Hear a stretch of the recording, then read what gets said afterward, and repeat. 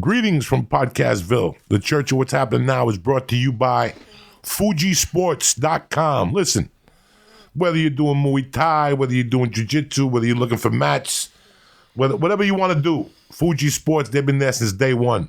Since Nagasaki was Nagasaki, Fuji was fucking there, right? Fuji made their first fucking gi. Me, I'm a fat fuck. I've always loved Fuji for that reason. I'm down to an A5. When I was an A6, they would tug on me, pull me, do everything, and that fucking gi was tougher than death. Go with the Superado.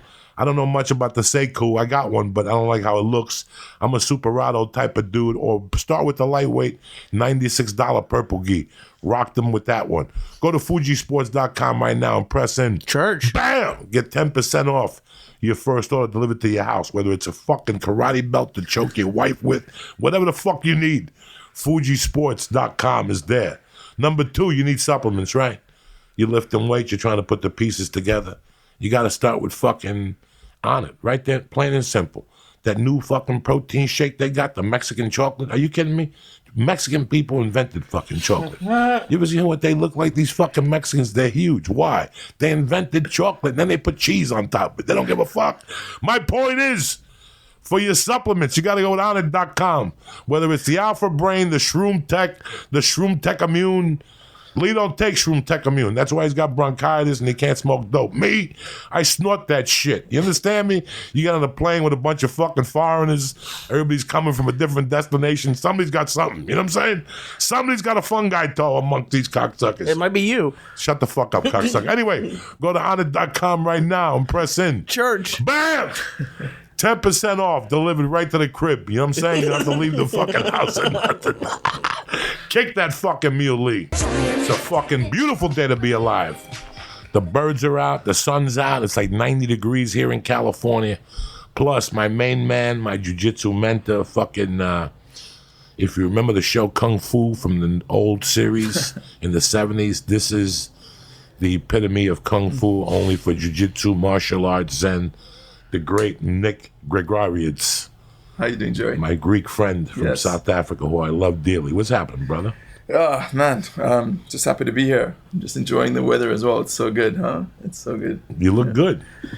Man, I just wanted to tell you as well, I'm actually not your Greek friend. I did the 23andMe test. You're not? No, I'm actually found out I can only be 6% Greek at most.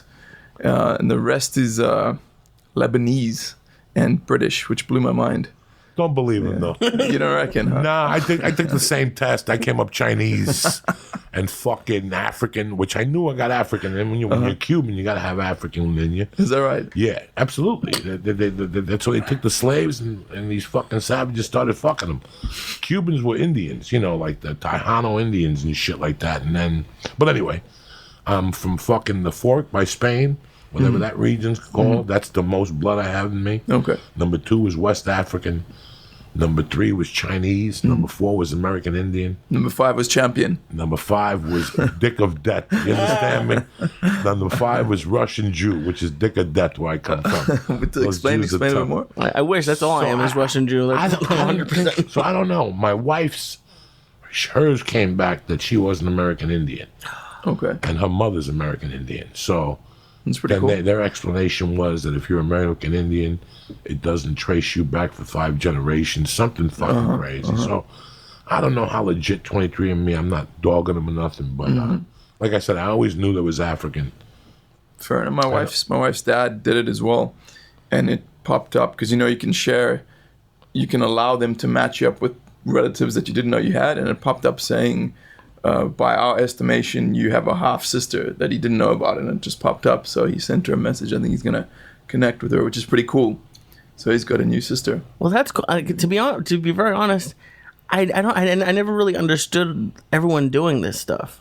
I'm like, why does everyone care what? But that would be cool to find like a long lost relative. But like, I never really understood why people want to do it. 23andMe, basically for the health one. They have like a screening of what you're susceptible to. Oh, okay. Like what diseases you could have or what problems you may have or what areas I did it for that reason. My And they said you're susceptible to smoking weed, right? I'm susceptible to smoking weed. I had a high, it was different areas. Like I had a high chance of cardio just because of family history. Like you have to really look at family history in a lot of situations. And did it make you change your lifestyle when you found these things out? Or yeah, absolutely. Yeah. I had like I've always, I started out a really healthy guy. Like today I talked to a kid that we went to karate together. That karate school I was goofing on before, where the Japanese master comes over and your gi has to be ironed, and you really buy into it for a few years, and you realize it's all a fucking stunt.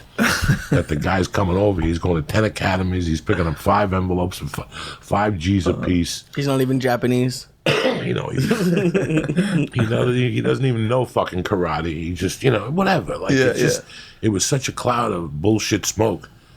So I talked to him today. Okay. He called me. We still talk 40 fucking years later. So that's cool. Does he do jiu-jitsu now or not? No, he don't do dick now. His father died and left him $10 million. He don't God do dick. damn. He just spends money. He had a sex slave for a while. When I first his first purchase? When I first reconnected with him about 2008. No, the first time I reconnected with him was after I did The Longest Yard. We spoke on the phone because he'd always contact me for years on December 17th. That's when my father and mother, my mother and his father and mother would come over to the bar. It's a Cuban holiday, December 17th. It's St. Lazaro's Day. So we also went to karate together, and we also went to Bruce Lee movies together. And we hung out with another guy that was half retarded at the time. His name is Mike, seriously. And he says he still talks to Mike. Okay. Mike's family owned buildings in Union City, and he always lived in the basement. So Mike's family lived in one building, and Mike lived in the other building by himself in the basement. Can you imagine being a fucking 8-year-old kid? 8 years old. Sharing a basement with your brother. So we turned it into a little martial arts studio. We bought the fucking thing that you hold and hit with the canvas on it. We hung it up. He had poles. We wrapped them with foam. We kicked the fucking things. So we would always sleep over. Crazy Mike is what we called him. Is that the one where someone went through a wall or something? No, that was Mario Diaz's house. That was a Cuban Chinese kid that his parents were off the charts smart. Okay. They were like fucking millionaires smart. He lived in this house up in North Bergen. And he was a kung fu kid. Okay. Like a Fujiao Pai kung fu kid. I was a Goju Gushin Ryu karate kid. Did you guys fight it out to see who was the best? Bro, every night to the death. You understand me? When you're 12, 11, to the death, we would knock it down. Me, him, there was an Aikido kid on the block. And a judo kid. And we would just fuck each other up. We all made commitments. We all went to Honda Sports. Okay. And we all promised each other we had to buy the boxing gloves. And we bought the headgear, which in those days was huge. You look like a cat that never got fixed. You ever see when a male cat never gets fixed and he lives for a long time? I haven't noticed that, actually. If you ever see a male cat that hasn't gotten fixed, and if you adopt a cat, you fixed him. But if you don't fix them, they get so much testosterone that their head starts to grow. No shit. And the head gets so fucking big that it looks like fucking something crazy. No, I mean, is this for real? It's for real. Because the cats I have, their dad was a pure killer who lived outside. And the people who lived in the building, my wife said, he was out there since he was a kitten. He was crazy. Yeah. He showed up with like 8 guys. 8 brothers and sisters, but then they all got killed. He's the only one that lived. He had a knack for survival. I mean, this guy was just badass. So how do we get on fucking... I was just thinking about that, the helmet with the kid. I was like, wow, was this cat part of the Fight Club? I didn't know what happened. So we just had big helmets, and we bought the shin guards in those days, which were 2 pieces. Yeah. And you had to pull them up. It was not like the shin guards now in Muay Thai where you strap on. Yeah. And about 9 o'clock at night, we'd all make up some bullshit excuse that we were going to Mac, because he was a smart kid. We're all going over there to do homework. Oh, go ahead. Mario's very smart. He'll help you with that geometry. Fuck you. We had our gis already over there. We hadn't made the movement over there in the daytime. We put our fucking gis on and just start fucking blasting until about 10:30, kicking each other. We'd do the iron palm technique. We had the fucking rocks in the backyard, and we'd sprinkle the chin chin juice on your hands, and we'd do the iron palm. I mean, we were gone, bro. We were gone. This is, America was a different from 68, 69, which for some people that listen to this podcast weren't even born. It was an overflooding of, after the Green Hornet, an overflooding of Asian martial art movies came over here. Because Bruce Lee was in the Green Hornet, he was Bruce Kato. Lee was in the Green Hornet, he was Kato. Right after that, like the first martial arts film I remember is Five Fingers of Death. Don't know That had to come out in 69, 70. That one was about the iron palm technique. Okay. He would go like that, and his palm would turn red. And then he'd fuck you up. A weird noise came out. He'd fuck you up after that and shit. That had to be 69, 70. Okay. And then after that, every movie theater, like we were talking about the movies the other night, how in the 70s and 80s, early 80s, every town had a movie theater that had a midnight movie. And it was either Pink Floyd, Pompeii, or whatever. But at the same time, they had Kung Fu festivals. And you never seen teenage boys lose their mind during Seriously? those because it's $2 come here at 11:30 and you don't get let loose till 5 and you've seen 2 karate movies. When you're 13, all that testosterone, you come out of there, you start throwing punches. We'd go to the movie theaters, and what you did was you went in your karate school.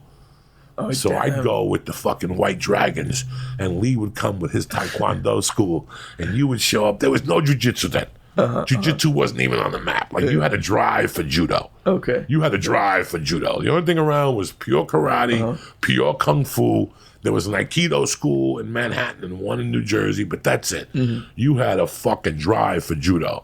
Judo was in the Village, the Judo club, and there was a Russian-Cuban dude who taught Judo on 7th Street. And that's where the Judo guy that we'd always beat up. Because the Judo guy was great that we trained with, but he could never put his arms around us. We'd punch him in the face 10 times by the time he put his arm around us. He was like a purple belt in Judo, but we'd fuck up his world. In fact, I spoke to him yesterday. I spoke to the Judo kid yesterday. Yesterday he called me when I was swimming with my wife. His name is Martin Perez. Okay. His father was Batista's driver in Havana, Cuba. When we were kids, they shot his father. Now just to remind me, Batista is the guy before Fidel that Fidel overthrew. Oh, wow. Okay. Fidel overthrew when Cuba was corrupt and whatnot. I'm surprised you guys didn't brawl in the movie theater or something. Dog, they were fist fights all the fucking time. Great. What? And I still remember being a kid, like being maybe 8, and going to a movie theater on 148th Street one Saturday afternoon where there was a Kung Fu flick. And it was black people, white people, Puerto Ricans, Irish, and Italians. Let me tell you something. There was 20 fist fights during that movie theater. I'm just picturing Gangs of New York, the Martin Scorsese film. This was so nuts because during the week, Professor, I lived amongst nice white people on 88th Street. But on the weekends, my Santeria godmother lived on 148th Street. And that was, in these days, this is the wild, wild west of Harlem. This was the mouth of Harlem, Not really. Harlem, the mouth of Harlem is 125th Street, 118th, though. But this was out there still. And there was a movie theater in the middle. And I remember that I fell in love with a movie called Our Latin Thing. And I fucking went to the movies every day. Every day I went to see that movie because they played it every day. What was it about? It was about a Spanish all-star band that I still listen to from time to time. In fact, I have the movie album in there. But I still remember going there on a Saturday. Like the 2 o'clock movie would be like fucking a Kung Fu movie. Oh my God. Yeah, There'd be people, you'd see popcorn flying. For me, when I was growing up, like the ninja craze had just hit. Like that. It was the mid '80s. Yes. Ninja. And I remember like every year between the ages of maybe like 9 and 12, I could have this slumber party for my birthday, right? Like, and my parents would just stay upstairs in the downstairs part of the house. It'd be like you and your friends can watch movies and hang out. And this new series of movies that just arrived in South Africa on VHS called American Ninja. Do you remember those with Michael Dudikoff? Yes. And a similar kind of thing happened. We watched we rented American Ninja 1 and 2 and watched them back to back. And it was the same. At the end of that, it was these like 10 or 12 little kids who had just lost their minds. I mean, like everything was a ninja weapon, and the dudes like hiding behind the curtains and guys like jumping over. It was pretty What cool. a fun time. Yeah, it was great. What It was a great. fun time in your life. I It look was at great. that. We had the luck of our movie theater was on 48th Street. My mother had a bar on 29th Street, and the movie theater was on 48th Street. So we'd walk those 20 blocks and just rage. You know, we were young kids on the street, 8, 9 years old, just talking about what dreams we had. Or That's whatever. a long way, 20 blocks. That's not like a was 2-minute walk. That was like nothing. Oh my That god. was like nothing in that day. We'd do that walk every day twice. Twice we'd do that walk from my mother's bar. Because I think there was a place farther that had good Cuban food. Like the thick stuff, like the rice and the beans. The sandwiches was down the corner. But to finish the story, that on the way home from that Kung Fu theater, it would be late if they had it was called El Cinema. And if you went to see like Enter the Dragon or anything, Five Fingers of Death or the One-Armed Swordsman or whatever the fuck was playing, you leave there all testosterone down. And you'd be walking down the boulevard, Bergen Line Avenue, and on 31st Street, maybe, there was a huge fruit market. Huge. I'm talking the size of this building and another one. Okay. And in front of it would be all the boxes of fruit. And we would start beating those things. We would start kicking those boxes. They would fall into the street. You see cars driving around the boxes. We'd have 60 feet of boxes to beat the fuck out of. And they'd just fall over. Then the cops would come. We'd run away like little fucking... Yeah, that's great. I actually remember that feeling, you know, when you're young, before you have cars and you and your buddies, it's like summer vacation and you're just walking around. You're so bored, but like... you just walk around looking for something to do, but it's you're still having a really good time, you know. And the thing for me, I went to Thailand about 10 years ago, and there was a bunch of these digital nomad dudes who I became friends with. You know, people who just work from their computers, and it was kind of that same feeling as when we were kids walking around, like because we just walk around the streets of Bangkok. But the cool thing was we weren't like broke little kids anymore. We'd all like made, you know, we were adults, so we could afford to do the real cool stuff. And so that just made me think of that. What was your introduction to martial arts, Professor? Judo, man. My dad was like a karate guy, like good karate guy, and there was no karate class where I lived, but the school was doing judo. So my best friend, who was a year older than me, but he was in the same grade, he said, I remember him telling my mom that he was doing judo, and then I was like, I want to do that. So my mom said, sure, you can try it. And I went like at the age of 7, and I did judo, and I loved it, man. Just loved it. Absolutely loved it. And I was pretty good at it. And so that was it, judo, yeah. Now, how old were you? 7. 7. And how long did you stick with it? Probably like 4 or 5 years. And then I got like distracted and... Right. That's the same thing that happened to me. Yeah. In those years, did you feel the zen of it? Did you experience the zen of the martial? Yeah. Lee, when you were a Taekwondo guy, did you ever experience the zen of it at any point, or was it something that you just put your suit on, got in the car with your dad, and felt you were forced to do? You didn't see the zen of it at I all? liked forms. I don't know. That sounds really dorky, but that's what I was good at form. I actually, that was the biggest trophy I ever won. I won first place in forms one year. That's like katas, right? Yeah. And I really enjoyed it. Did you practice them? Oh yeah. How many times a day? I don't know if it was every day, but I remember when you were getting ready to test for the new belt. We had a living room. We'd push all the furniture out of the way and do it for my mom 8,000 times, and just I still kind of remember one like you'd like a right block, kick, punch. It was just, and then you just do it to all four corners. And you can you're supposed to get your moves really crisp and do it exactly right. I like that. I think I was so young because I don't think I was even 10 yet. I don't remember doing a lot of sparring, but we would do a little bit, and I got all the way to red belt, and then I was a kid and I got bored and I quit. I think once you turn 13 and you see pussy, a little bit of alcohol, 14, and then, because that was my conflict. My conflict was my karate friends were by the book. They were a lot of fun. I know when I look back now, I had a lot of fun with those guys on the weekends because we were karate geeks, which meant that we were exposed to New York City on a Saturday. So we would all lie to our mothers. You going to the library? Well, you going to the library, right? We're going to the library. Fuck that. We'd take a bus over to the city. We'd all save our money. You delivered papers. Lee worked with his father at a shoe store. I worked with my mother at the bar, and we'd go over on Saturdays to a fucking martial arts supply place that was a couple floors. Yeah. You know what that's like when you're a martial arts geek. Yeah. You know, and I still remember the Tomfa before cops had Tomfas. Yeah, I remember that. Yeah, that's how old I am. Like, I still remember the Kabuto Tonfa was sold in Black Belt magazine and Honda. And was this a wooden one or like the wooden one with the yeah. stick? And the new chucks that were octagon. They were octagons, like all that shit. I still remember my dick getting hard walking into that building. Yeah. That's the feeling. That was the Zen part of it. I kind of felt the Zen part of it, but pussy and drinking with my buddies was better. So I abandoned the martial arts at the age of 16. Fair enough. I just said, this is too much. I was playing basketball then, you know, and I had to take, once a week I could make it when I played basketball. Practice till 6:30.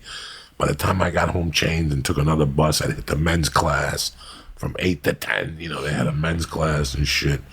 But it's so weird how the zen of it always stayed with me. Yeah, I get it. And then something really weird happened. Like when I was starting comedy and I was going through all my divorce shit, I joined the Tang Soo Do School, Subak Do School.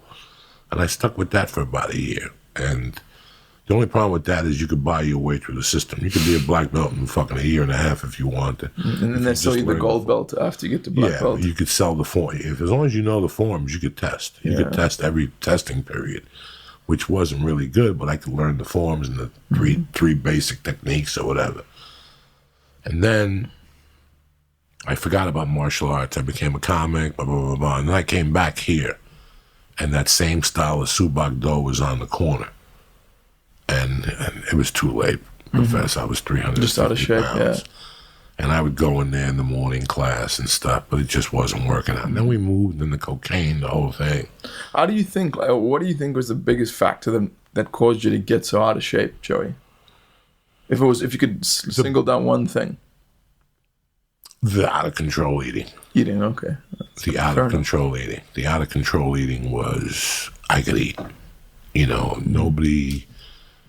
When I was a kid, I was very thin, and I was ashamed, so I went on a tear, and I lifted weights, and I did everything you could do to get bigger, and I started gaining weight, and I stayed at a great weight till about 28, and then it was nothing serious. It was 220, 227, nothing serious.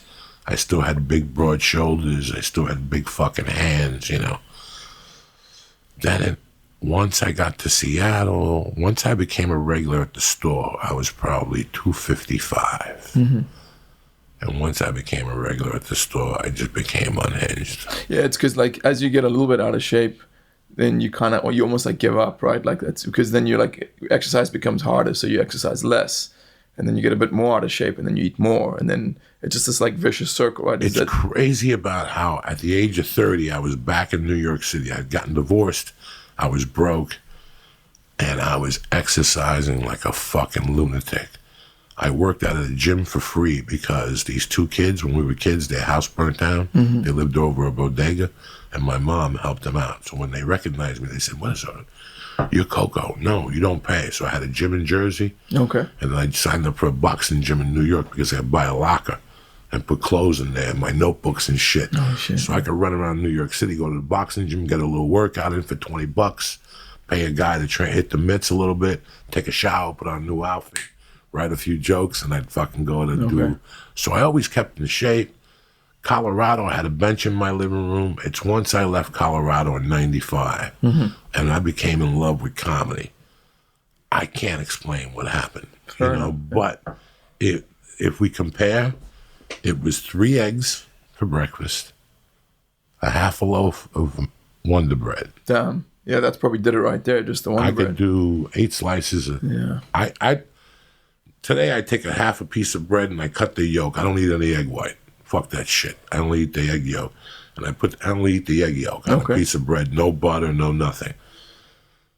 Before, I would break the yolk, and I wouldn't be done till all the yolk juice was broken. If it took 12 pieces of bread with butter on them, it took 12 pieces of bread with butter on them. If it took 10, it took 10. And my wife would cook the whole pack of bacon. Damn. The Oscar Mayer, the whole pack, a prime cut, the middle cut. Every morning? Every morning before she'd leave. Damn. So I'd wake up to bacon. My wife's from the South, Jack. And my wife would have, let's be honest, 2 slices of bacon. Yeah. And I would eat the rest. Then I would smoke some pot, a few cigarettes, get my blood pressure really up. And I'd go to McDonald's and get the morning breakfast. What? This is after you had the breakfast at home? This is after I had the breakfast at home, an hour and a half later. It had to be before 11 o'clock. Damn. Okay. I'd go get the McMuffin with the potato and a full-size Coke. Wow. And then 2 hours, and I would go for Chinese food, which is just no bueno at any level. Soup, the fucking appetizer with the thing, the spring roll, the grease is coming out of it. Yeah. The rice is 6-7 points, but whatever was in the food, the goat meat and the beginning, and whatever the fuck. Then I would go home, and my wife would have some in the afternoon. I would eat like a piece of meatloaf, and then for dinner, I would just kill it. So this is like 6 meals a day, basically. And then I'd go up, and if I was doing Coke, I would drink alcohol with soda. But even if I wasn't doing Coke, I would drink 16 sodas. Jesus. You just keep going back to the bar, drinking, you're thirsty. I would never think of water. I never even thought of water as an option. Wow. Like I only drank water when I take a vitamin. Like, fuck you. I'm going to drink fucking water. I never drank water since I was a kid. I didn't like water. You know something I noticed? Recently I put this together because I put on a bit of weight and I'm trying to cut down. And I realized that all the people in my life who are thin, they all have one thing in common. And that's it. They all eat really slowly. They don't really eat anything different, but they just eat really, really slowly. Have you noticed That's that? the secret. Yeah. That's the real secret. To eat half, push the dish away. Yeah. But it's difficult to do that. Talk for 10 minutes. Yeah. Can you do that? Because I try now. I've been doing it lately. I eat a little bit and I push the dish away and talk to my daughter. Okay. And we talk at the table. We talk like a family. And then I'll pull the dish back in and eat the other half. Fair enough. I got to get into because that. I'm a fucking savage. I eat like if I'm in prison. I really do. I eat like there's 20 dudes and there's 6 cheeseburgers. So that's what I eat like. I'm very ashamed of that time period in my life. Man. We've all got shit that we're ashamed of. It was so weird because I still remember it being like February or January, and I borrowed money from Josh Wolf because I had an audition for a Pennzoil commercial, a Mafia commercial. It was going to be huge. The Sopranos were out. So everything they were doing at the time was Mafia related. In 2000, from 99 to 2003, I booked everything that was Mafia related. I would go out on 3 Mafia auditions a week. But I booked the Pennzoil commercial, and they said, we need you back here Thursday for a callback, have a suit. I didn't have a suit. So I went to the Hollywood suit outlet, and they gave me 3 suits, 3 shirts, 3 fucking socks. And 3 belts, 3 belts for $200, but you just don't smoke a cigarette next to that suit, Because you will go up like a fucking, you will light up like a fucking terrorist bomber, you understand? You'll just blow up into flames. So I bought the 3 suits. They tailor them for you. And maybe 2 months later, maybe 6 weeks later, I had an audition. I had to put the suit on. I went to put the suit on. Sometimes you put your pants on and you just tuck your belly and you go, wow, I'm gaining some weight. Guys, I was 3 inches away. From getting the trousers on? I just bought this suit 6 weeks ago. And I'm 3 inches away. But at that point, the sleep apnea had kicked into my life. Oh, yeah. At a heavy dose. And, I found out that during sleep apnea, your body releases cortisol, which I was already starting to get the ball on my back. What does that mean? At night, when you sleep, when you're a fat fuck, and you can't breathe at night, your body goes into danger. And once that body goes into danger, what does your body release? Cortisol, yeah. So when you sleep and it happens at night, that's why when you see obese people, they have lumps on their backs. Oh shit. That's the collection of the Cortisol. Really, huh? Like when I finally decided to get help, it was when I could feel that I was 418. 418 pounds. I was 418 pounds. Yeah. I did the longest yard, and the longest yard tricked me psychologically because I said to myself, this is going to be great because now I'm going to be the fat guy from now on. So what the fuck? So let me just eat more. What the fuck? Yeah. Like, what Let's the fuck? enjoy this. Yeah. Yeah. You know, my favorite thing at those days was going and buying not the 16-ounce Coke, but the 32-ounce, and getting a pint of New York Super Fudge Chunk. And I had a big glass. My wife got me a glass from somewhere, like a milkshake glass.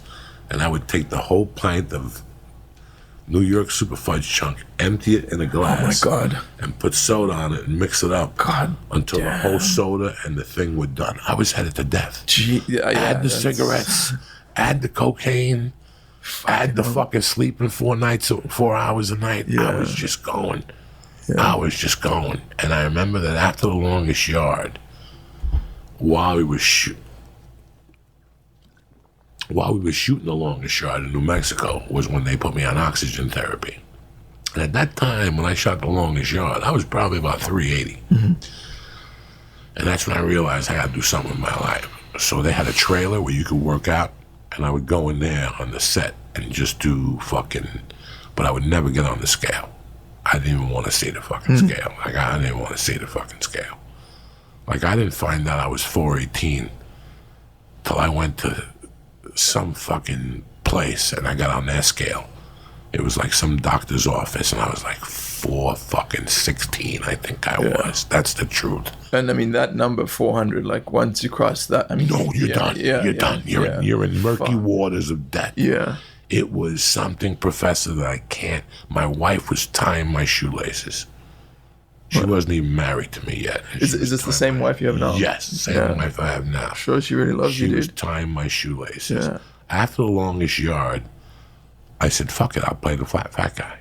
If they're going to pay me, I'll play the fat guy. Mm-hmm. And I kept doing it, but guess what? There was no more fat rolls. Mm-hmm. So I thought it was acceptable. You know, I really thought this is acceptable behavior for me to do this. And I went across the street to the YMCA finally one day. I treated the YMCA like it was a gay bar. Like I wouldn't even look at it. Like I knew, Professor, when I tell you it was across the street, I'm not telling you it was around the corner. It wasn't even a 60-pace walk from my front door to the YMCA. It was a 3-minute walk. And it's basically a free gym. And it's a free gym. And I treated it like it was a place that gave out AIDS. Like, I'm not going in there. They're going to give me AIDS in there. And then finally I go, let me just go in there and see what's up. And I took up a brochure, a pamphlet that said, come in for a free health evaluation with a trainer. Okay. And I fucking signed up and I made it to the appointment. And the guy put me on the treadmill.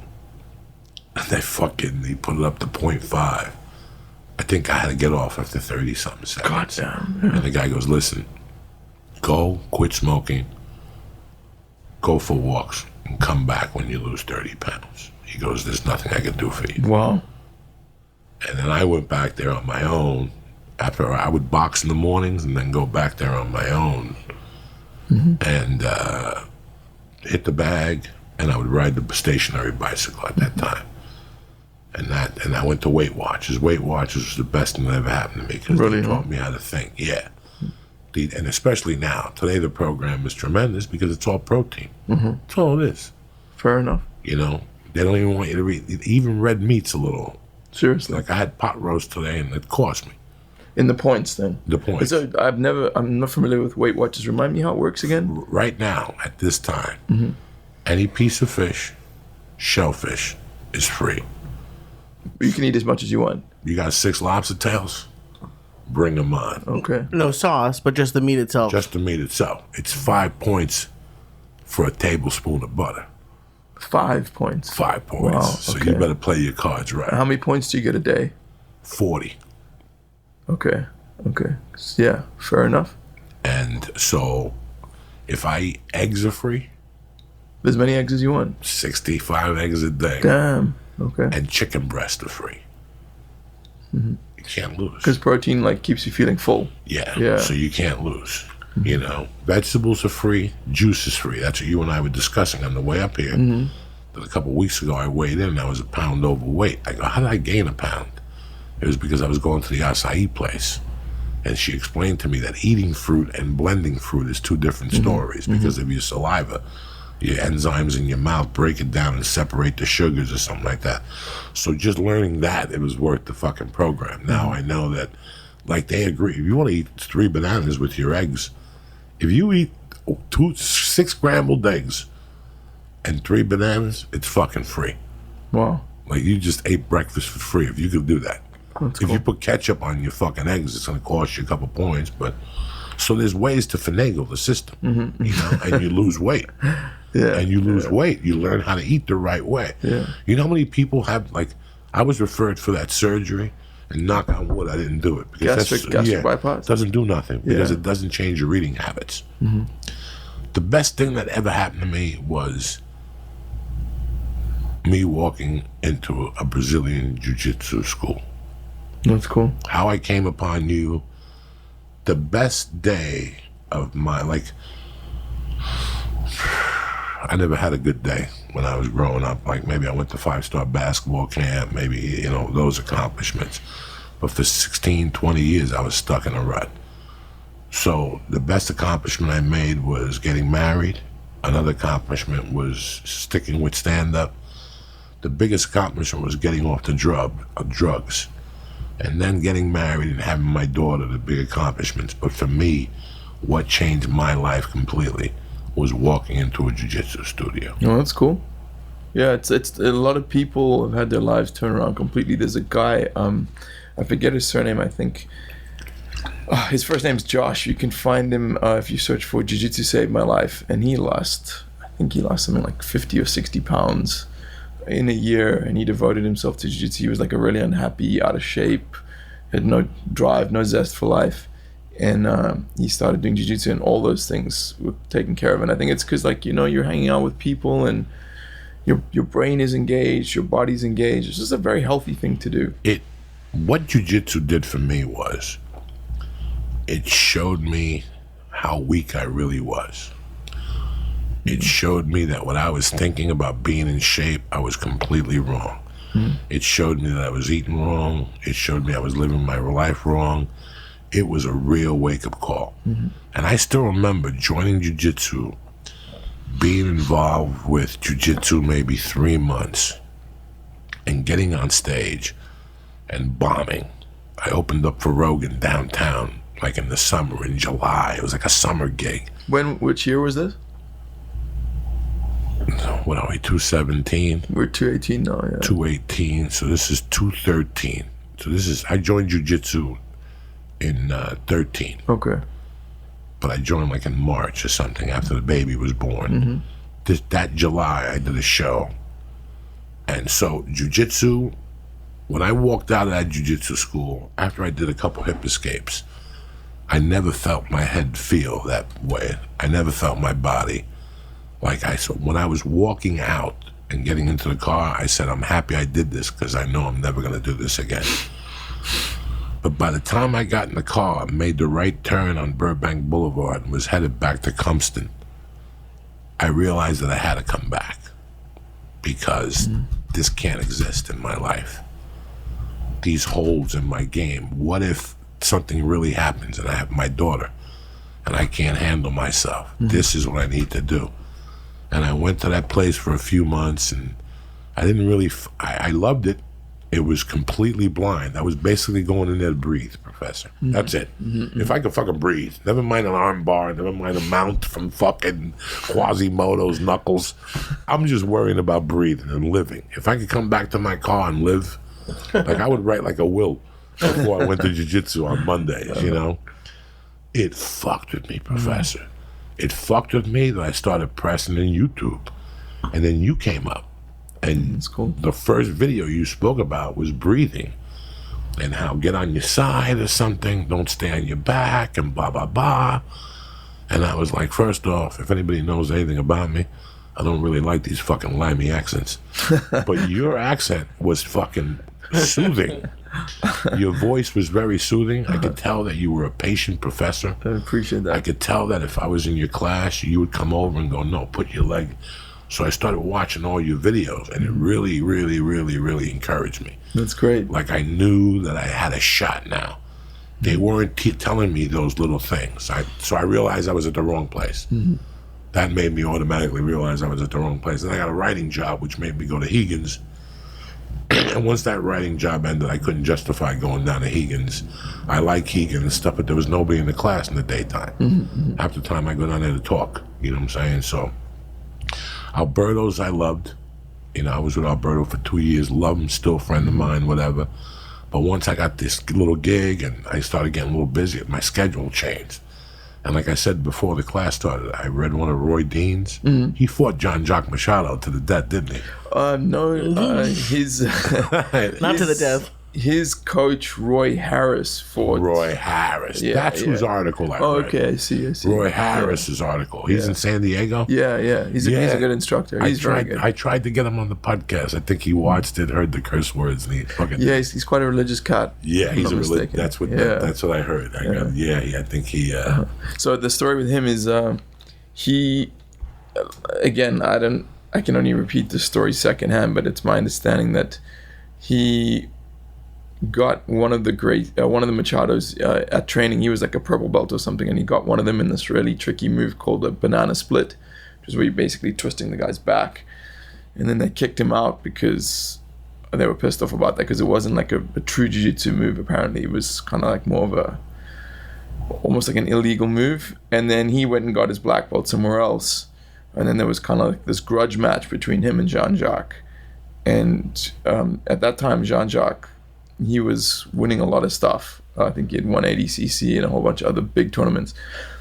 And Roy Harris had just got his black belt. And so these guys fought.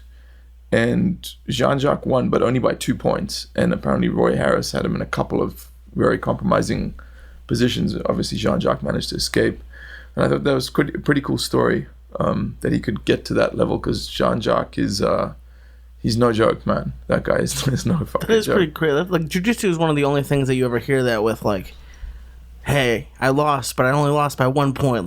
And that's like not that it's not an accomplishment, but you think like, oh, only winning is something to be proud of. Be like, no, this guy's so good. I only lost by 5 points. It was amazing. Yeah.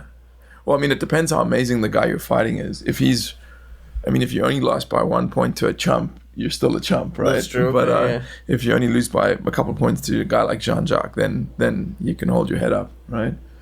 Now, why did jiu-jitsu hit me so hard like that? Why did it show me all my weaknesses? And I'll tell you what else jiu-jitsu did. It made me a better comedian. No way. I'd like to hear how that's true. Because, well, it wasn't jiu-jitsu as much as MMA, the whole game of MMA. I would see guys in between fights. And it's always the same shit. Yeah, Lee Syatt's tough, but wait till he goes up against my right hand. So that's all you're talking about for the rest of your life is your right hand. You're not going to work on an arm bar. You're not going to work on a leg kick. You're not going to work on a fucking judo throw. So right there, it opened up my horizons. Like, look how these guys are thinking. They depend too much on one thing. You can't depend too much on one thing. You there's that saying. Spread yourself out. You've heard the saying, over-specialization breeds weakness. Yes. Yeah, that's it. You know, with comedy the other day, we had a great conversation here where Dean Delray was saying for a year, he forced himself to go on stage and just improvise. You know you got nothing but time. You got nothing to lose. Improvise. What do you care? Because that teaches you a different muscle. Then for a year, you force yourself to host, even though you don't want to be a fucking host, because hosting teaches you how to control the tempo of a comedy show, how to control the tempo. If this guy sucks, you got to bring that audience back. Just because this guy sucked don't mean you can't let the show go. Now you got to go up there and save that joke, but you already did that joke, so Jesus, now you got to do a better joke. You got to go in between 8 or 9 people or 3 or 4 people. So there's so many aspects to comedy, and the same way there's so many aspects to jiu-jitsu. You know, the same way there's so many aspects to life. I mean, it's like everybody praises Bruce Lee. I love him. I love it. I love what he did for me as I was growing up. But if you really think about it, Jeet Kune Do is what we all do. At one point in our lives, you figure out what works for you. We do a complete set of fucking things. You do them the same way every day, and it equals to a certain type of success. I do the same shit every day at the same fucking time. You know, that wasn't taught to me. That's not who I am. I don't want to do the same shit every day at the same time. But for me to get to a level where I want to be at, this is what needs to be done. I don't give a fuck if your asshole hurts. I don't give a fuck if you sucked 1,000 dicks last night. I don't give a fuck if your back hurts. I don't give a fuck if you don't feel good. This is what needs to be done on a daily basis. And, you know. And when the time comes, when you get that success or whatever you're looking for, what needs to be done is going to change probably as well. Absolutely. Yeah. Absolutely. No, listen, getting there is one thing. Staying there is another. Staying at that level in your mind. You know, I've realized now, for me to be a sharp comic on the weekends when I work, I got to get on stage a lot more than what I'm getting on stage recently. I'm a little older. You know, I'm starting to get into that fucking nap age. You need a nap from time to time to put you together. You know what I'm saying? But if it means going to the fourth wall during the week, or going to Flappers, you know, just to get an easier spot because it's closer to my house and I have to drive over the hill to Sunset Boulevard and put up with all that stuff. I do that. You know, I might as well do that. Tonight I'm going, I got local spots tonight. I'd rather do those. I keep myself active. Roy Dean, actually, Roy Harrod, the guy we were speaking about earlier, Roy Dean is one of his black belts. I actually was just at his house this weekend in Palm Desert, and he said something to me, or he didn't say it to me, it was in one of his books called Beyond the Black Belt, and it always stuck with me because it changed my life, actually. Because, you know, I was always the guy who I thought that, you know, anything you wanted to be good at, let's say it was jiu-jitsu or business or relationships or whatever it was, that you could go read the book, do the work, do the practice, and you could earn that ability. And then you can check the box. Okay, I'm a jiu-jitsu guy, or I'm a comedy guy, or I'm a great lover, or whatever it is, right? But it doesn't work like that. I've realized that what Roy Dean said is, as a man, you're always paying your dues, always. That never stops. Never stop. It never. And it was difficult for me to accept that, because I thought it was. I thought there was a finish line, right? Like one day I'll have my shit figured out and I can chill out, but it doesn't work like that. You have. Wow, how scary! You know, a lot of people, a lot of young kids listen to this show, young men, and I love that they listen to this show because I want them to know what they're getting, what nobody tells you. You know, the shit you got to figure out along the way. This is what this show is for these guys. I could look you in the fucking eye and tell you two things. Number one, if both of you thought that at the age of 21 I'd be working as hard as I'm working now, you're fucking out of your mind. And number two, I didn't even think I'd be fucking alive right now. Never mind working. I'm working harder today, guys, than what I did at 25. No. I put more hours in a week now than what I do at 25. And don't tell me about going on the road. That's a complete different set of fucking hours. I never thought I'd work this hard. Like, I never thought this is mentally, you know, because there's a lot of mental involved. You do a lot of writing. It's a lot of mental involved here. A lot of notebooks, a lot of pages. The writing alone is 2 hours a day, and you really, some days, don't get nothing out of those 2 hours. You really don't. You're just making joint, you know, unless you're writing like a book that's ready to go. Sometimes I'm trying to write a book and fucking write a comedy routine at the same time, because while I'm writing the book, at least I'm not doing dead air. It's not dead air. I'm not wasting my time. And sometimes I'll go back to that joke and go, ooh, maybe I'll attack it from this way. And that's what also jiu-jitsu has done. It's opened up my thinking avenues. It opens up your thinking patterns. And now you write different types of jokes, you know, because in jiu-jitsu, you can't go full speed all the way. For me, at my age, I got to roll and rest for a minute. Roll, rest for a minute. And I try to do the same thing on stage now. I learned that from jiu-jitsu. And you find, like, when you take that rest, it kind of, on stage, it kind of builds tension in the audience, and that makes the joke break better. Yes, absolutely. Interesting. Okay. All those things jiu-jitsu has opened up my eyes to, it's made me a way better comedian. It's fucking crazy. It's crazy. You said to me earlier, why do you think jiu-jitsu caught you so hard? Like, and I mean, I have an answer. It might not be the right one, but I have one.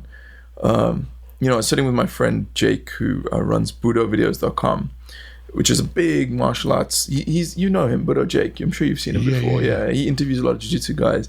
very cool dude, and his new thing is acro yoga. You know, the acro yoga, what you do with a partner. So basically, you lie on your back, and then your partner will do like a handstand off your hands or something like that. So one guy's supporting, and then the other person is being like held up, and they're balancing. And he was teaching me some of this stuff, and we were out in the park doing it. And I said to him, "Man, this is as far from a bad lifestyle day as possible. Like, we're on the other end of the spectrum. Like, the crappiest thing we could be doing today is sitting under some fluorescent lights, hunched over a computer, eating some bad food, you know, like doing something we don't enjoy. And we're on the other side of that spectrum. And I think jiu-jitsu is also there. Like, when you go to a gym, okay, you're doing physical activity, right? It's using your body, it's using your mind, but you're also connecting with people. You're talking to people, like it's camaraderie, right? It's fellowship, something that a lot of people don't get. And I think these are things that people crave, man. People crave human contact. They crave stimulation, intellectual stimulation, physical stimulation. And maybe you just got those things in a way that you weren't getting before. I don't know, I guess. I know for a fact that when I look at my daily schedule, if I see a lot of holes in that schedule, I will definitely go to jiu-jitsu. It'll make me go to jiu-jitsu more, even though I was going to go anyway. Mm-hmm. It would make me go more so I get human contact. Mm-hmm. So I feel like a regular person.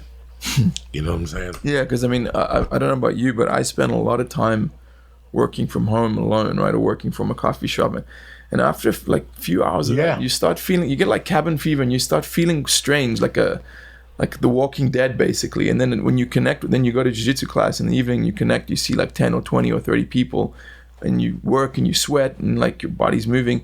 When you leave that class, I feel human again. You know, does that make sense? My old schedule was leave the house at 8, go to the coffee shop, eat breakfast, make a few calls, write, and then at 10:15 go home. First off, for your back, you can't sit there all day. Yeah, it's so bad. So I give myself 2 hours now. Mm-hmm. That's all. That's all your back's got to sit. Mm-hmm. That's all you got to sit. So 8:30 to 10:30, I get up, I go home, I do some other work on the computer, maybe help my wife with shit. She answers, and then I start putting my gi on, you know, and I go over there, and it's, like I said, 12 to 1:15. You're in and out of there. That's cool. Couple of jumping jacks, boom, boom, boom. You get the fuck out of there. You go home, you take a shower, you write down. The first thing I do is log in my calendar that I trained, what I learned. That's cool. And how many times I rolled and how I did and what I got out of the class. You know what? Today I got fucking tapped 18 times. But I'll tell you what did happen. I fucking retained my guard from Professor one time. So I don't focus on the negative. I focus on that one positive I did, because I'm going to get choked out every day if I go. But every day I do something else. I crawl underneath. I bump a guy off that's in a mount over me. I do something. So I take that one thing and I use it as a positive. That's cool. And instead of killing myself and going to class and judging myself against what everybody else is doing, I got a plan. I'm learning the technique. I'm rolling 3 times and I'm going home. No matter how I feel. I will do the commitment of 3 times so I could walk again tomorrow and come back on fucking Thursday. Yeah, it's like I think the gym is the same. Well, any like thing that challenges you. Often there are times I've got a jiu-jitsu class that evening or in the morning, or there's a workout at lunchtime, whatever, and I don't want to do it, man. I don't fucking want to do it. But there's one thing that always happens when I do it, and that is afterwards, I'm glad I did it. Every single time, no matter how much I didn't want to do it, guaranteed I come out of that workout, I'm like, yeah, I feel better. I did the same thing Saturday. Yeah. I went to a move. I was in Columbus. Thursday I flew in. It was the red eye. I slept all day. I had worked out 3 days in a row anyway. I needed a recovery day anyway. So I used Thursday, Friday. I went to Crew Hope's gym, Short North Muay Thai. And Saturday, I usually, since I'm going to leave early, I took a nap. And I woke up at like 2, feeling kind of shitty. I got up for breakfast, ate breakfast, went out, smoked a joint, walked around for a half hour just to burn off the breakfast. Then I went upstairs and fell asleep till about 1:30. I had a piece of fish, and I went back to the room, and I was like, all right. And finally, they were going to pick me up at 6:45. At 5, I said, fuck this. I'm going to the gym. And I ran downstairs. I did 20 on the eucalyptus, whatever, the elliptical. I did 25 minutes of lifting. I did every body part. I did sit-ups with the 8 to 12-pound ball. This is gym in your house? In the hotel. In the hotel, okay. I'm training one thing, listen, like I said, we all have our own personal Jeet Kune Do. Joe Rogan's a winner. And you know why? Because since I've known him, he works out on the road before the shows. Interesting. Ever since I've known Joe, I remember him making me go to the gym one time. Like, Joey, you have to go to the gym. Look at the size of you. And he would be fucking jumping up and down, and I'd be with a dumbbell in the corner. But he goes, at least you came. You didn't sit in your room and you got to think. And I never really thought about it. And then when I would go on the road by myself, I'd walk past the gym and give it the finger. Fuck you. Fuck you. Yeah. And now the gym is imperative on the road. Both days. Yeah, you know, it's like a common element amongst all people who are actualized and are really making their way and making their mark in the world, and that is that they exercise. Some kind of exercise. It might be jiu-jitsu, it might be yoga, it might be, I don't know, shooting hoops a couple of times a week, but like, your body's made to move, it's made to exercise, and if you violate that, you're going to pay the price in some way or another. Whether it's your mind's going to get stale, or you're going to get sick, or you're going to get fat, it's going to happen. I got really sick. I think that the sleep apnea, the fat growing up on me, the fat crawled up on me in 20-pound increments. You know, 1 minute I'd be 360, then I'd be 380. 1 minute I'm 380, the next minute I'm 400. I'll never forget when I found out I was 416, what I felt like that day when I got home. Yeah. And then, like, a week later, I did a commercial at where Pacquiao trains. Okay. Freddie Roach. We did a commercial at night. And the guy that let us in was one of Freddie's trainers. And we got to talking, and he goes, you know, I saw you in the longest shot. And when I'm watching you, I could tell you can't fucking breathe. He goes, don't you want to take care of this? Don't you want to live? And I was like, what the fuck? He was from Boston. And he goes, come to the gym every day and give me $20 and I'll train you for an hour. And I would have to wear 2 pair of underwear because I would pee my pants when he was training me. I couldn't breathe. I can imagine, I couldn't breathe. Yeah. And then at the 370 mark, I finally gave in and went to Weight Watchers. And what do you weigh now, Joey? 283. Yeah, dude. I mean, not many people lose 140 pounds. I got to do another. I got to go down to 265 so I could fight Stipe Miocic, just in case he falls out against Daniel Cormier. I'm going to go down to 265 is my goal. There's no reason why I should weigh 200 more than 65. Fair enough. At 265, I'll see where I am. But I will tell you this. When I started going over and training with Brett, the second day he said something to me that struck a chord. I said something. He goes, you know what's crazy? I could feel weight on me. Now that I've been doing jiu-jitsu for 20 years, you feel weight on you by the way you roll. I go, what do you mean? He goes, I could tell when I go home and eat with my family, I could feel the 10 pounds when I roll. It's a big difference. Yeah, 100%. I gotta tell you something. These 20 whatever pounds I lost, big difference in my rolling. And it's only going to get better. The next 20 is going to be better. Oh, and then, my God. Now I could roll, like I said, 3 5-minute legit rounds. That's cool. I can't berimbolo. I don't want you to throw me. I don't want to throw you, Professor. What am I going to throw you for? What's the use? Either pull guard or I'll fucking pull guard. Make up your fucking mind. But do something. Don't just fucking lay there. Let me give some shout-outs real quick here. Let's see what the fuck is crack-a-lacking. My girl Lisa Tizio, my friend of 50 fucking years. Happy birthday. Billy Farley, Kyle Wallace, Joe Cesare, Uncle Donnie, my fucking main man down in Miami, Lorenzo Toledo, Megan O'Brien, Mike AX227, John R. Starr, and Dunique Net. You know I love you, cocksuckers. Don't forget, next weekend we're at the Tempe motherfucking Improv, Thursday, Friday, and Saturday. Then I'm in Providence, Rhode Island on the 17th, which is sold out, so don't even bother. And then we're at the fucking Stress Factory the 18th and 19th in New Jersey and shit. But besides that, so you just launched something that is fucking revolutionary. I got a good chance to look at it on the plane because I downloaded it to my laptop, like the little fucking, what did my wife buy me? An iPad? Yeah, an iPad, because I don't know what the fuck I'm doing. So my wife got me an iPad. I went on your The Master Academy. Oh, cool. Fucking tremendous. I'm so happy. I'll tell you what was really interesting about it: the critique, the rolling analysis. the rolling analysis. Yeah, a lot of work. Now, into that. how long did you come up with this concept for? I mean, that's why I called you. There's a lot of well-known names in jiu-jitsu, but in my book, you are the true kung fu of jiu-jitsu. You Thanks spread so much. the world. You have a great smile, a great voice. You're very soothing. You really spread the love side of jiu-jitsu. Thanks so much, sir. That I people appreciate don't it. understand. I mean, the other thing I downloaded, the book you sent me, and that was Beyond the Black That Belt. was great. Oh, that was cool. great. The one that you give me a shout out Yeah. for.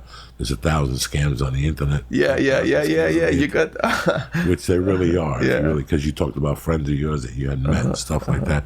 But tell me more about this Master Online Academy. Like, tell people, break it down. Like, what are the true advantages? I mean, I saw it with the analysis. That's what I really liked. You know, I always love your technique.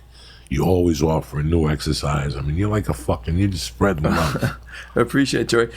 Man, you know, like, look, I've taught at a few jiu-jitsu academies, but I've never owned my own academy. And that's generally the path, like, for someone who makes jiu-jitsu their career is they either become an MMA fighter or they own a gym or they do both, right? That's the path. But for me, I'm the kind of person, I don't want to do anything like half measures. I've always been, if I'm going to do something, I want to give it my full focus and attention. And when I arrived here in the United States, I was considering opening a gym, but something was holding me back because, I travel a lot. I go to teach seminars in different parts of the world. And if you travel a lot, you can't focus on an academy because you're not there all the time.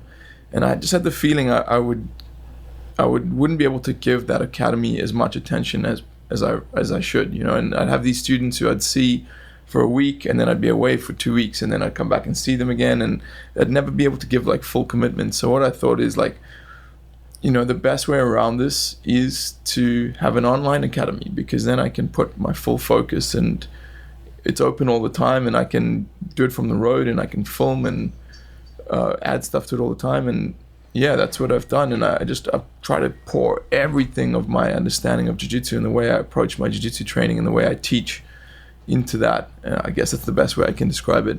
Which you're just phenomenal at. Thank you so much. I watch you, you tape some seminars and I watch little things that you do. And it's weird because I've watched other videos and there's a lot of information on the internet about jiu-jitsu. You can become a fucking black belt now online with a little dummy next to you doing little moves and shit. Like a real little dummy is what I'm saying. But you teach the little things. For some reason, when I first started the first year, I would look at whenever I would learn a move in class, I would look to see if you taught it.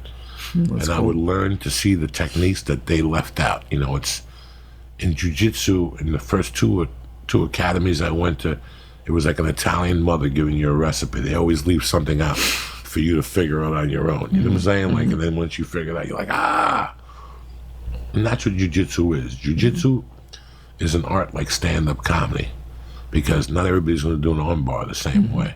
Lee does a style of jokes and I do a style of jokes.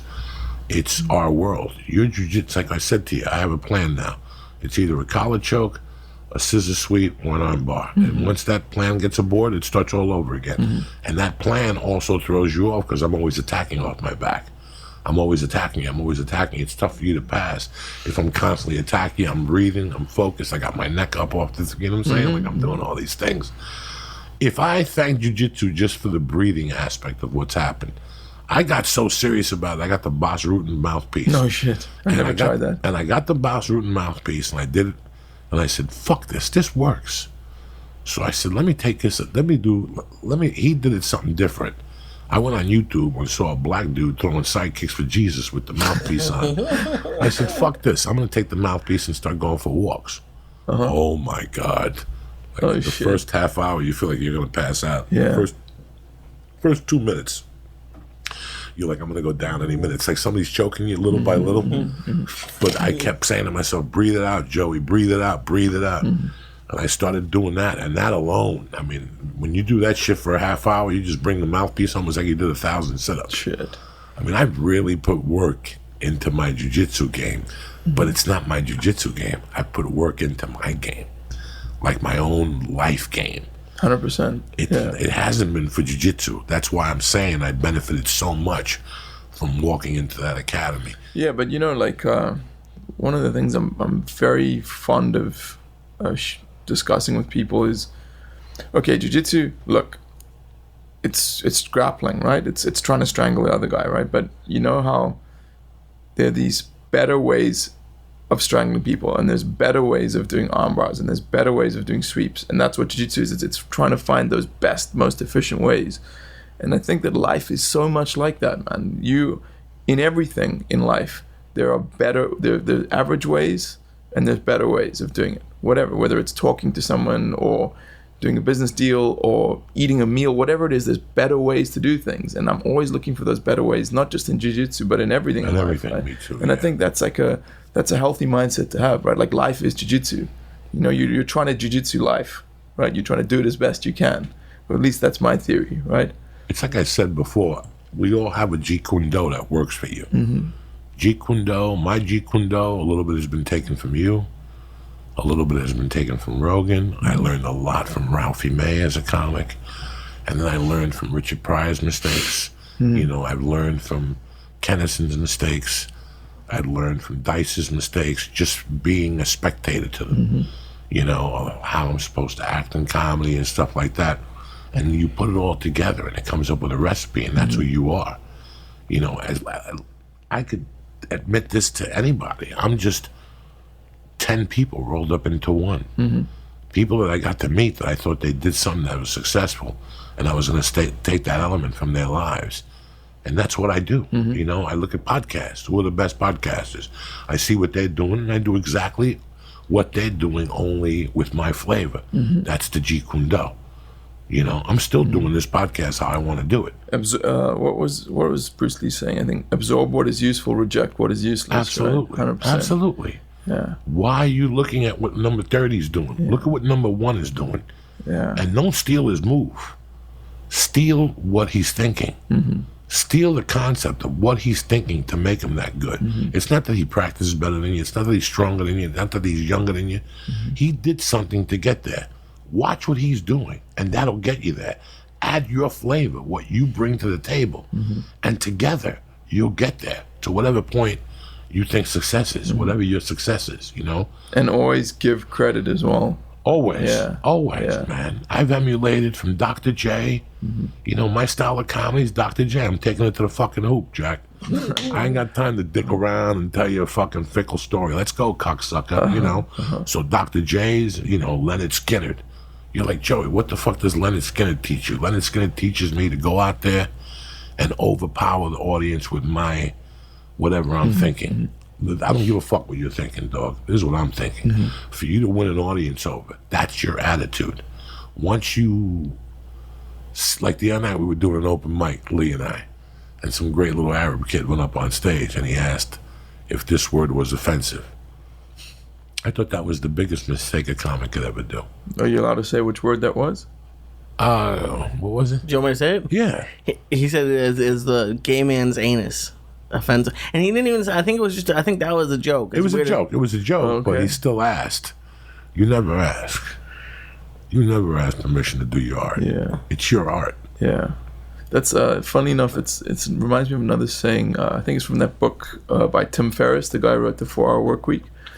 And he said, I hope I get this right. He said, you ask permission later, act first and ask permission afterwards. Yeah, which I think is cool. A lot of people were trained as like in Western society, like in school you're trained to like follow the rules and not like deviate from the path, right? But the people who make it the furthest and live the most exciting lives, they don't necessarily break the rules, but they definitely bend them. You bend them. Yeah. You have to bend them a little bit. Yeah. I didn't like, when I came, you know, when I was a young man, I bought it.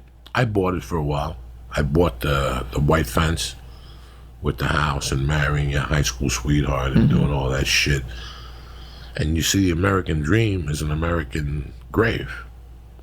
The American dream is truly an American grave. If the American dream is buying a house and working 50 hours a week till you die, till you get a gold watch when you're 65, hopefully. That's a dead dream. Yeah. I think the American dream is coming here and giving yourself no limitations. You know, I told Lee the other day, or somebody who was on the show, when I became a car salesman, it was the best thing I ever did because it taught me that you don't need to have a ceiling on your income. You know what? Cool. Go for it, bitch. Go for it. Some months you make 2,000, some months you make 800, but there's some months you're gonna make 10,000. Yeah. You're not gonna know until you try. You could keep sitting in this fucking job, or you could go for it. In life, generally, there's a saying I love, which is, nature loves courage, right? Yeah, it does. Nature loves courage, like, and that, you know, I've seen that the people who, everyone's story is the same. Everyone who makes it, their story is the same. There was a point where there was no one helping them, and the situation was dire, and it came down to them. They had to take courageous action. No one could do it for them, and you can't fake it. You know, they had to fucking make that leap, whether it's move somewhere or take some job they were terrified of, or they had to do that on their own. And I find that fascinating. Yeah. You know, it's so weird how people think you could just pay John Jack Machado $400 an hour. I'll do that 10 weeks and I'll become a jiu-jitsu master.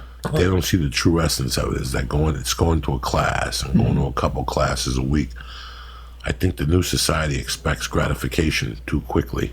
You know, I didn't even see any form of comedy success really for 7 years. You know what it is to do something for 7 or 8 years and see nothing, knowing that you're just a fucking ham and egger? It wasn't until Mitzi Shaw, rest in soul, made me a regular that I go, well, maybe there is something to this. It's like becoming a purple belt in jiu-jitsu when you aren't really a purple belt, you know, and then you become a purple belt. Yeah. Like when I got into the comedy store, I wasn't a good comedian, but it forced me to become a good comedian quickly, because if not, I was going to go away and not get another shot. So I had to go back to basics. What are the basics? Close guard, arm bar, scissor sweep. And I was listening to an interesting audiobook yesterday, and this guy was telling the story of this guy who ran his business, who had a business, and it wasn't doing well, and he hated it. And he said every day he'd get to his offices, and he'd say to himself, "I just have to open the door. I just have to put the key in the door and open it. That's all I have to do today." And eventually, like, the business turned around and he became a successful guy. But he says he sometimes reminisces on that and realizes how many times he came so close to just not opening that door and just saying, "I'm done." And he's just so happy he pushed through. And fuck, man, everyone who makes it has days like that. Every single person who's made it, I'm sure, has many days where they're like, I don't want to do this anymore. I want to give up, right? It's not worth it, or it's not working. And it's having that, like, courage to push through, I think, which is really important. I remember I went to my knee doctor when I was in jiu-jitsu like a year, and I was really struggling. I didn't know what was going on. I would just go to jiu-jitsu to die, basically. And I went to the knee doctor, and he goes, "Listen, quit that shit." He goes, "For some reason, I've been getting people coming in here with broken fucking ankles and shit from that jiu-jitsu shit the last fucking 2 years. Really? It's crazy. Why do fucking people do that type of shit? Quit that shit." And I remember driving home going, he's right. Who the fuck am I to think that I could do that type of stuff? I'm fucking quitting. I'm like, and I remember driving home going, fuck him. I'm not fucking quitting. Yeah. You're doing some seminars this week. I'm indeed at your guy. Tomorrow at Subconscious over on Lancashire in North Hollywood. Great place. 7:30 start. Indeed. And what's the name of it called? This seminar tour. Efficiency. Beyond Technique. Beyond Technique seminar tour. Okay. And then where are you Saturday? You're somewhere. Phoenix at Black Flag Jiu Jitsu. Okay. And that's your new home. Tucson is my new home. Tucson. Yeah. That's where my kidnappy is. Yeah, he's all That's where the kidnappy is. He's coming. Send him to train with me. He's coming to the show on Tempe. He's coming Friday night, which is going to be interesting. Yeah. If Kenton Vella shows up to Tempe on Friday night, Peep, when you're there, I'm going to put him on stage and tell him to say his side of the story from his perspective of getting kidnapped and the whole fucking deal. It's kind of crazy, but it happened and I can't change it around. My wife and I are going to come to your show on Saturday in Tempe as well. I will leave you tickets at the door. Professor, I'm happy to see you. Me as well. Thank you for doing what you do for the public. You know, I don't know what it costs for the marketing when you do or whatever it is a month. whatever it is, it's more than worth it. Why? Because this guy loves jiu-jitsu.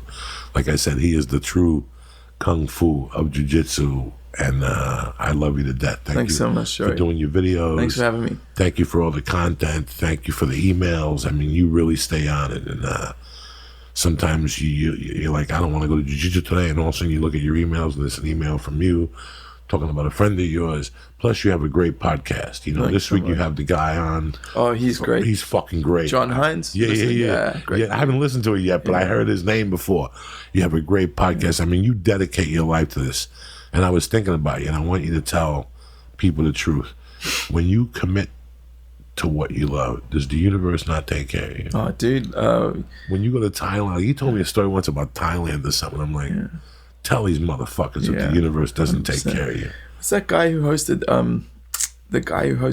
the Miss World, and he kind of got it wrong. I forget his name. Steve Harvey. Steve Harvey, like he's got an interesting clip on YouTube, and he said it's like you've got this parachute on your back, right? Which is the universe's support. But the only way you're going to know if that parachute works is if you jump out the plane. It's if you take that courageous step. That's the only way to tell. And you have to do that. There's no one else who can do it for you. So I would say, yes, the universe does step up to support you. If somebody wants to join up for the Master Online, what do they do? Just head on over to jiu-jitsumasteracademy.com. And everything is there, plain and simple. Yeah, if they use coupon code podcast, they can get 10% off. I'm going to wear my Jiu Jitsu Brotherhood. Oh, yeah. Fucking rash guard. But when we sent that to you, it was a white belt one, and then you got your blue. By the time it arrived, you had your blue belt, so we got to send you another one. I don't care. I'm just happy that I still represent it. That's cool. I'm happy you made time for us. Thank you. I'm looking forward to the seminar tomorrow night, 7:30 over here in NoHo at Subconscious BJJ. Give them a call right now. I'm sure they're there. Make reservations. It's a big place, but it's a small place. You know how, so make your reservations and get your shit together. Thank you again, Professor. Thanks so much, coming on again. Jewish Lightning, you know I love you, cocksucker. Everything all right in your world? Everything's beautiful. Let's get over this fucking faggy bronchitis you got and this shit. Again, if you're looking for a great gi, fujisports.com. I love Fuji. If you're a big guy, they got you covered. You know, I went from an A6 to an A5. Now I got to go to an A4 and then hopefully an A3. But they're tough. Why? Because I was always on top and I'd be pulled on, yanked on, fucking tried to arm drag. And guess what, bitches? They couldn't ever rip the gi. That's why I believe in the Superado gi. So go to fujisports.com right now and press in. Church. Bam! And get 10% off delivered to your house. Plus you're supporting the podcast. Also, to my favorite supplement company out there who takes care of me always, Onnit.com. If it's not the Shroom Tech Sport, it's the Shroom Tech Immune. I fly a lot. The Immune, you don't see me fucking coughing. And the Shroom Tech Sport, I take a half a fucking little capsule. Excuse me, and I'm jumping up and down like a Mexican fucking bean. You know what I'm saying? So go to Onnit.com right now and press in. Church. Another one. Get 10% off delivered right to your house. I want to thank Professor Nic Gregoriades and my main Christ killer, Lee Syatt. And I want to thank you guys for listening. I'll see you motherfuckers nice and early Monday morning. Don't forget, bitches, Tempe, Arizona, Cinco de Mayo, the Cuban in Mexicanville, throwing it down. I love you, cocksuckers. Stay black. Have a great weekend, and I'll see you guys next week. Love you, motherfuckers.